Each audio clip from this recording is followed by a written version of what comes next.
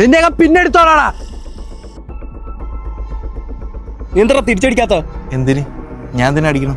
അവന്മാരൊരു ആവശ്യമില്ലാതെ വന്ന് ഉണ്ടാക്കിയിട്ട് പോയത്. അത് വിട്, വാ പോവാ. അത് അങ്ങനെയൊന്നും ഇവിടെ ആക്കത്തില്ല. വാ. എവിടെ പോവാൻ? ഞാൻ വഴക്കാളിയല്ലേടാ.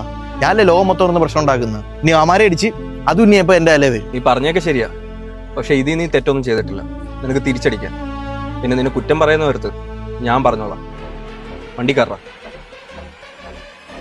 അവളായിട്ട് കുറച്ച് ഉടക്കില്ലായിരുന്നു. ആ തരിപ്പ് അവന്റെ നിർത്ത്.